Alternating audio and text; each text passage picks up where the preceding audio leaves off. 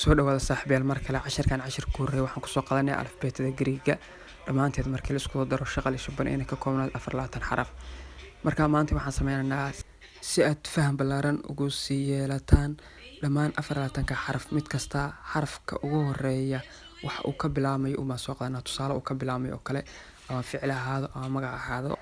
marka alifbeetada Greek waxa ugu horeeyay xarafka alfa marka waxaan soo qaadanaa wax ka bilowda xarafkaas alfa ka bilowda oo kale wuxuuna noqonayaa alogo horse faras xarafka alfa saaxiibayaal waxa ku xiga xarafka theta marka wuxuu noqonayaa asna phono mountain bur dhamaan xarfaana waxaan isku xijinaynaa sidii isku xigeen marka saa u lahaysta saaxiibayaal waxaan ku xiga xarafka gamma gata cat bisad delta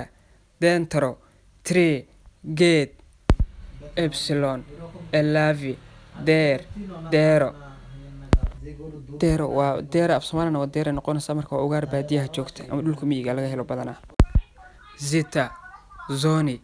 belt sun asuunka dhexda lagu xirto eta ilios sun cadceeda ama qorraxda theta thamnos bash baadi macna meel cilaayo ay ah macnaha dibna magaalada banaankeeda kala iota idea idea fikrad kaba cabello hat koofiyad lamda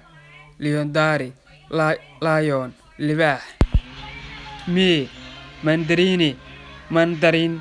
walin macaanta yaryar weyn nisi island jasiirad kisilo word alwaax omicron orofos flor dabaq ama piano macnaha flower koobaad ama flower labaad dabaq koobaad ama dabaq labaad b botiri glass ama sufur waa koob hadba ka taqaanid ro risi rice breeze sigma skilos dog ay taf tiri cheese farmaajo waa bahal yar oo dhanaan oo cunnada ay gaalada ku cunaan aad buu jeceliin aad buu isticmaalaan epsilon ibogio basement qaybta hoose fidi snake mask waa bahalka maska caadiga aad garanaysaan khora country dal ama wadan bisomi bread roti omega ora time waqti saaxiibayaal casharkan maanta intaas ku ogeey dhamaan xarfihi alifbeetada Greek ee ka koobnayd oo soo wada dhameynay mid kastaan hal tusaale ka soo wada bixinay